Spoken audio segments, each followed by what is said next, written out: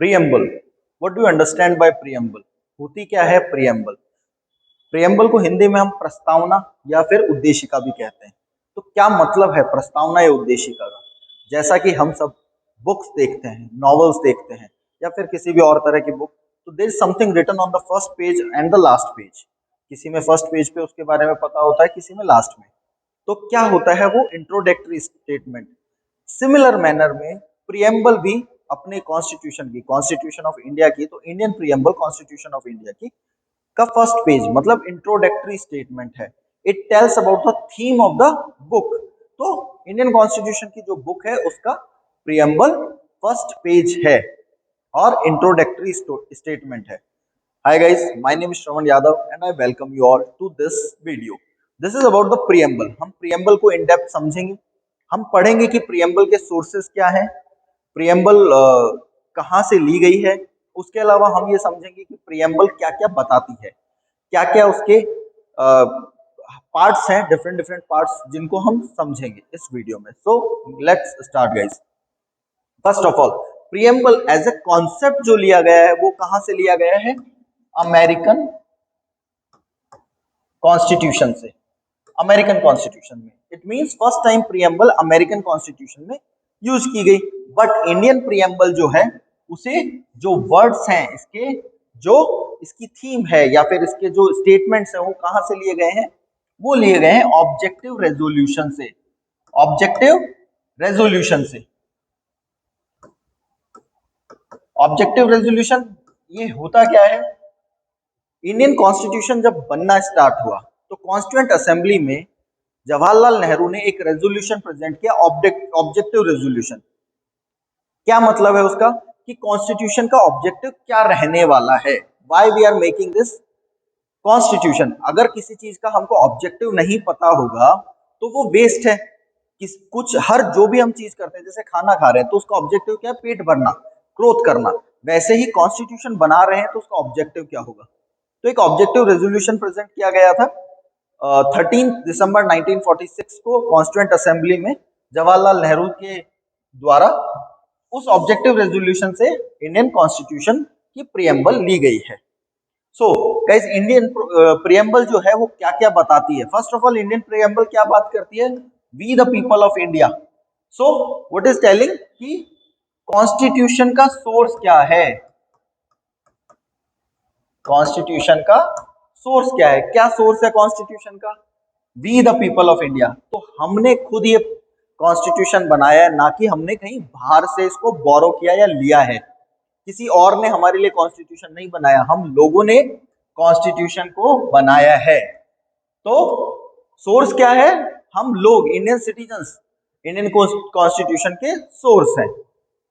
Second part क्या है कि as a country what we want to make out of India. India को हम एज ए नेशन क्या बनाना चाहते हैं? तो first of all, sovereign, socialist, secular, democratic, Republic. हम एज अ नेशन हम इंडिया को क्या बनाना चाहते हैं? Sovereign. What do you understand by sovereign? Sovereign का मतलब होता है कि the utmost power, the ultimate power, जिसके ऊपर कोई और पावर ना हो। एक नेशन के तौर पे इसको क्या कैसे देखते हैं हम? कि internal and external both sovereign, internally sovereign and externally sovereign, both on the both sides we are sovereign, we are the ultimate power. What does it mean? कि कोई और कंट्री इंडिया को डिक्टेट नहीं कर सकती। सेकंड, इंडियन गवर्नमेंट जो है लोगों ने उसे इलेक्ट करके अपनी गवर्नमेंट बनाया है। तो इंडियन गवर्नमेंट भी सॉवरेन है, इंडिया इंटरनली भी सॉवरेन है एंड एक्सटर्नली भी सॉवरेन है। सेकंड पॉइंट क्या है? Socialist. What is the meaning of socialism? Socialist, देखिए तीन आइडियोलॉजी होती हैं। ये इकोनॉमिक कॉन्सेप्ट है। तीन आइडियोलॉजी होती है। First is capitalism, second is socialism and third is communism. तो socialism is kind of middle of capitalism and communism. Capitalism का मतलब लेजे फेयर का concept. What does it mean? पूंजीवाद। पूंजीवाद कैपिटलिज्म का मतलब है कि the private sector is free, वो जैसे चाहे वैसे वर्क कर सकता है, और गवर्नमेंट सेक्टर जो है वो प्राइवेट सेक्टर मतलब वो प्रोडक्शन यूनिट्स या प्रोडक्शन डेवलपमेंट की जो यूनिट्स हैं उनको रन नहीं करेगा, मतलब कोई बिजनेस रन नहीं करेगी। In short, government instead of that government क्या करेगी, गवर्नमेंट सिर्फ गवर्नेंस, सिर्फ क्या पार्ट, एडमिनिस्ट्रेशन एंड गवर्नेंस का पार्ट प्ले करेगी। वहीं बात करते हैं कम्युनिज्म की, तो वहां पर गवर्नमेंट ही सब कुछ रन करेगी, गवर्नमेंट के पास ही सोल अथॉरिटी होगी सारी चीजों की। ठीक है, दो एक्सट्रीम कॉन्सेप्ट हैं, उनके बीच के पार्ट आता है सोशलिज्म। यहाँ क्या होता है, यहाँ पर होता है government sector, private sector, public and private sector work together, mixed economy बोलते हैं। छोटे सेंस में आप समझो तो, जैसे government school exist with private school, जो प्राइवेट में जाना चाहता है वो प्राइवेट स्कूल में जा सकता है, और जो गवर्नमेंट स्कूल में जाना चाहता है वो गवर्नमेंट में। मतलब जिनके पास जो हैव नॉट्स हैं, दो एक किसी भी सोसाइटी के दो सेक्शंस होते हैं, हैव्स एंड हैव नॉट्स। जिनके पास है मतलब अमीर लोग, जो गरीब लोग हैं, तो अमीर लोग जो प्राइवेट सेक्टर को अफोर्ड कर सकते हैं वो वहां चले जाते हैं, प्राइवेट हॉस्पिटल्स, प्राइवेट स्कूल्स, और इसके अलावा जो भी पार्ट्स होते हैं। वही अमीर लोग तो चले गए, गरीब लोगों के लिए गवर्नमेंट और गवर्नमेंट पब्लिक सेक्टर के थ्रू वो सारी फैसिलिटीज, वो सारी एमिनिटीज प्रोवाइड करवाती है। जैसे गवर्नमेंट स्कूल्स, उनमें भी वही फैसिलिटीज देने की कोशिश की जाती है जो एक रिच पर्सन या फिर हैव्स जो अफोर्ड कर सकते हैं, जो हैव नॉट्स हैं, जो गरीब वर्ग है सोसाइटी का, उसको वो सारी फैसिलिटीज प्रोवाइड करवाई जा सके। उसके लिए क्या होता है, पब्लिक सेक्टर। तो इस तरह से public and private sector both work together. जो हैव्स हैं उनके लिए प्राइवेट सेक्टर है, जो हैव नॉट्स है उनके लिए पब्लिक सेक्टर है। पब्लिक सेक्टर वैसे बोथ, दोनों ही सेक्शंस के लिए, दोनों ही वर्गों के लिए होता है। तो अगर कोई हैव्स हैं वो भी पब्लिक सेक्टर में जाना चाहते हैं तो उनके लिए बंद नहीं है कहीं। इसको इस तरह से नहीं लेना कि सिर्फ हैव नॉट्स के लिए ही पब्लिक सेक्टर काम करेगा। थर्ड कॉन्सेप्ट है सेकुलर कंट्री बनाना चाहते हैं हम इंडिया को। क्या कॉन्स्टिट्यूशन कैसा, क्या बनाना चाहता था इंडिया को, सेकुलर कंट्री। कैसी बनाना चाहते हैं, secular. That's why we do not have a national national religion. कोई नेशनल रिलीजन नहीं है हमारा, हम सेकुलर कंट्री है, मतलब we respect all the religions equally.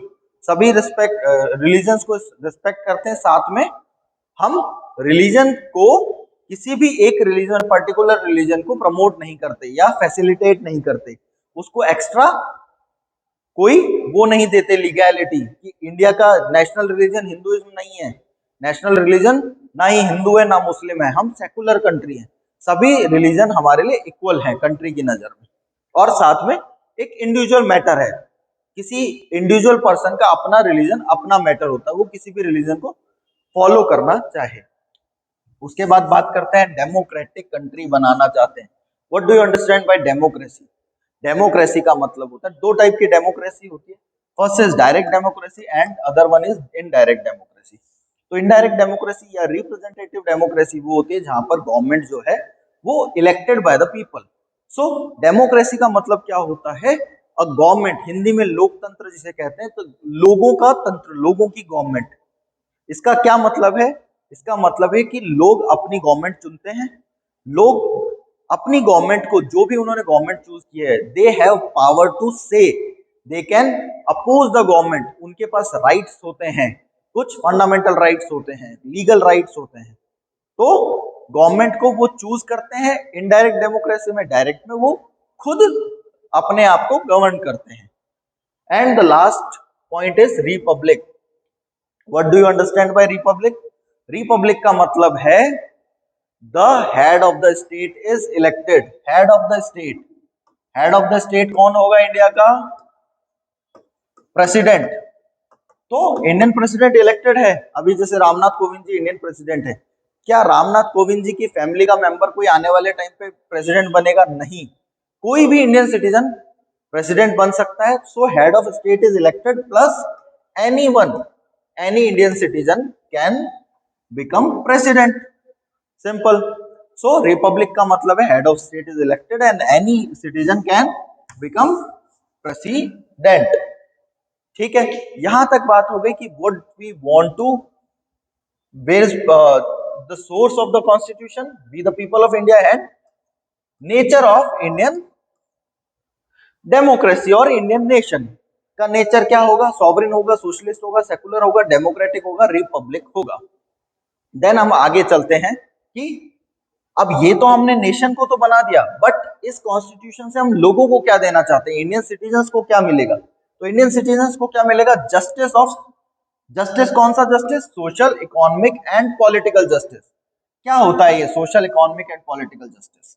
Social justice का सिंपल मीनिंग है, जो मैंने अभी आपको बताया, कि जो डाउन ट्रोडन सेक्शन है सोसाइटी का, जो हैव नॉट्स हैं, उनको भी हम इक्वली सोसाइटी में वैल्यू दें। साथ में जो सोशल रिफॉर्म्स की जरूरत है, जैसे अनटचेबिलिटी है, तो आर्टिकल 17 से हम अनटचेबिलिटी को हटाते हैं, और जो भी SC ST सेक्शन के जो लोग हैं, जो रिजर्वेशन के जरिए हम सबको इक्विटी का एक तरह से प्लेटफॉर्म देते हैं कि इक्वल ट्रीटमेंट हो सके सोसाइटी के सभी सेक्शंस का।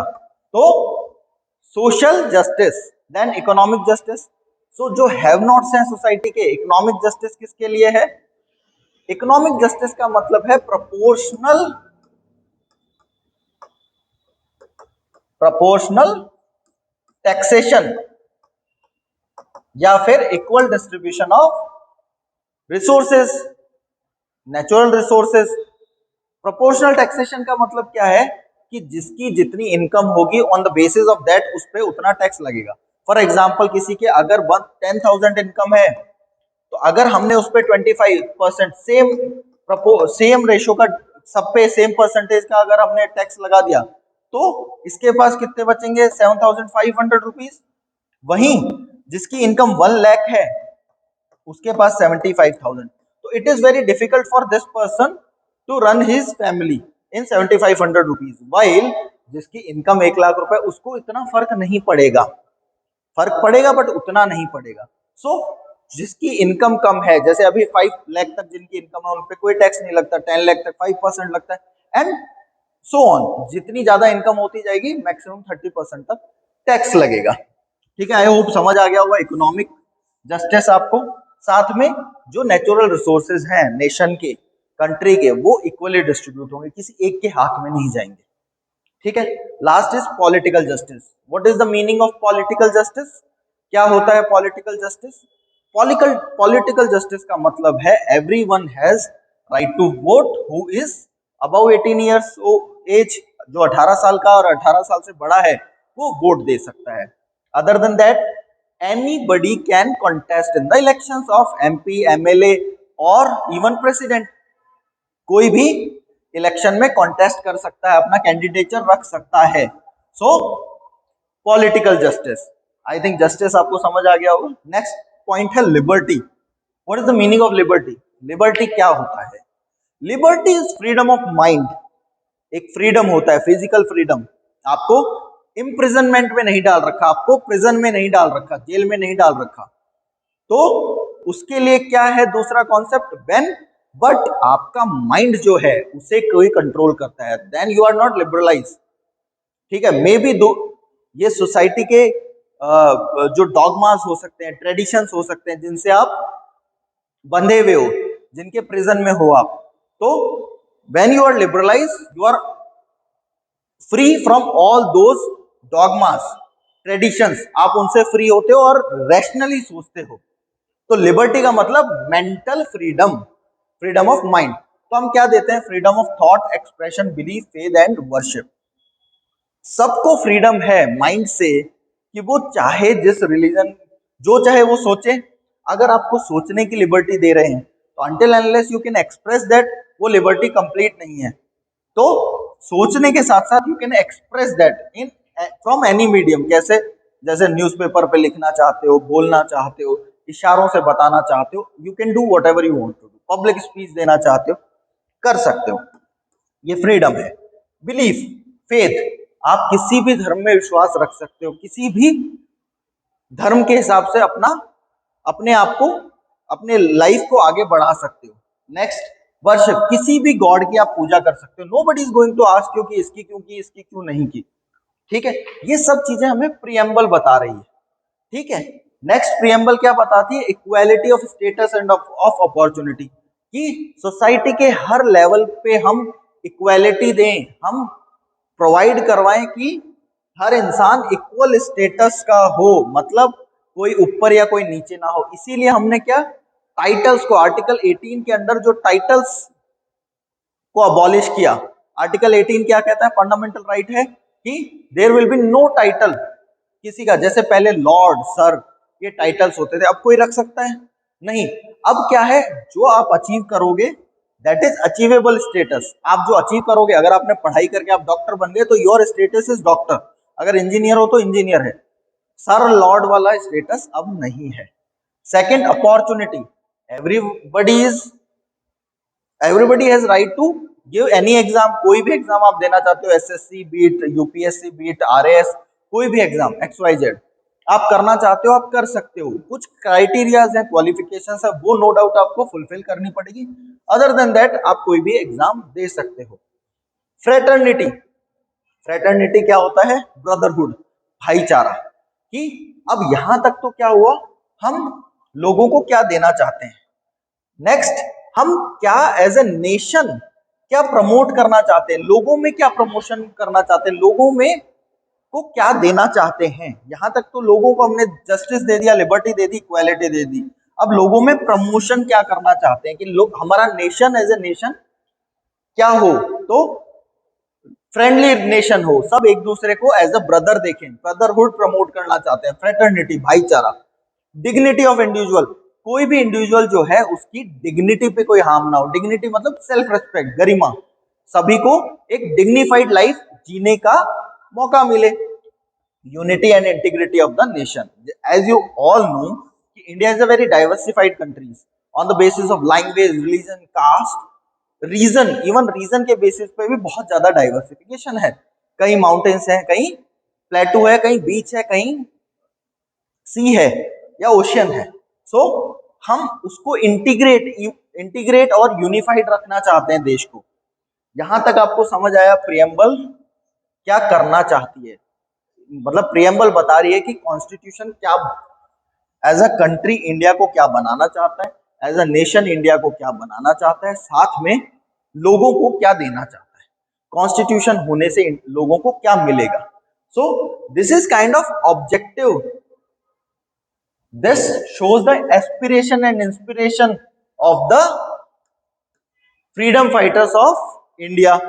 साथ में कॉन्स्टिट्यूशन मेकर्स जो थे उनके एस्पिरेशंस बताती है प्रियम्बल, उनके ऑब्जेक्टिव बताती है, what they want to make India in future, future generation के लिए क्या इंडिया छोड़ के जाना चाहते थे। तो वो सब बातें प्रियम्बल करती है।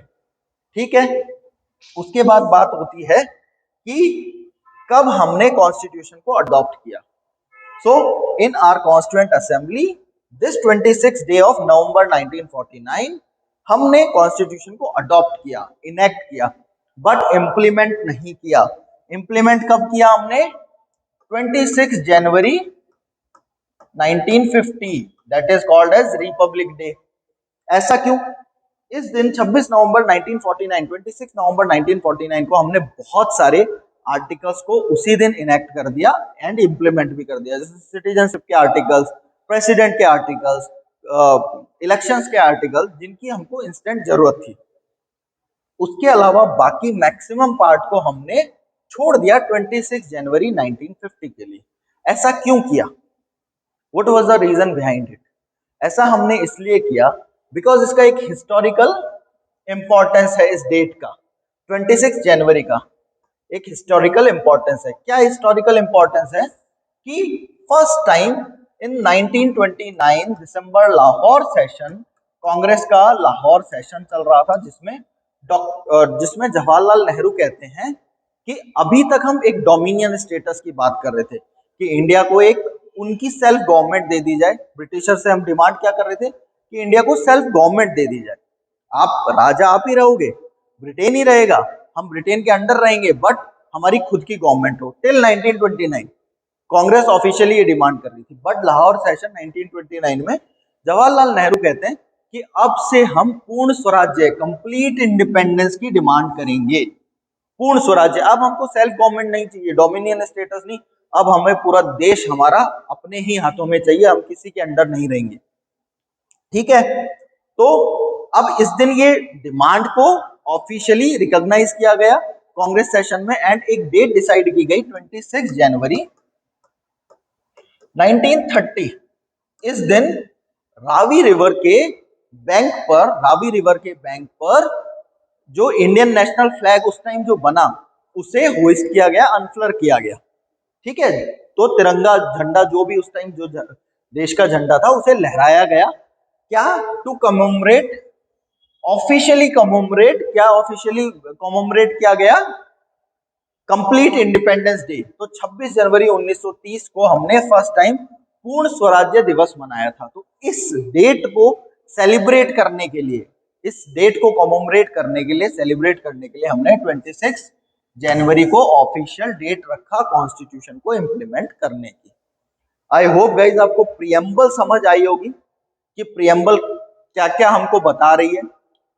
ये टॉपिक छोटा नहीं है, प्रियम्बल को और भी डिटेल में समझा जा सकता है, बट अभी हमने क्या समझा कि प्रियम्बल का कॉन्स्टिट्यूशन का सोर्स क्या है। प्रियम्बल फर्स्ट ये बताती है, उसके बाद as a nation, nature of Indian nation क्या होगा, कॉन्स्टिट्यूशन कैसा इंडियन स्टेट बनाना चाहता है वो बताती है, लोगों को क्या मिलेगा, ठीक है, लोगों को क्या मिलेगा वो बताना चाहती है, और अडॉप्शन डेट, कब अडॉप्ट किया गया प्रियम्बल को, ये बताती है Indian preamble. I hope guys आपको वीडियो अच्छा लगा होगा, समझ आया होगा। If you like the video please do hit the like button, share the video as much as you can. आप जितना शेयर करना चाहें और जितना कर सकें से शेयर करें। हमारे यूट्यूब चैनल को सब्सक्राइब करें, जिससे ये जो कॉन्सेप्ट्स हैं ये सभी स्टूडेंट्स के क्लियर हो सके, हम ज़्यादा से ज़्यादा वीडियो बनाने के लिए मोटिवेट हों। एंड अगर आपको ये पीडीएफ चाहिए, आप पीडीएफ लेना चाहते हैं या फिर करंट अफेयर्स अपडेट पाना चाहते हैं on daily basis, you can follow us on Facebook, Instagram and Telegram. I hope guys आपको वीडियो अच्छा लगा होगा। थैंक यू गाइज, नमस्कार, हैव अ गुड डे।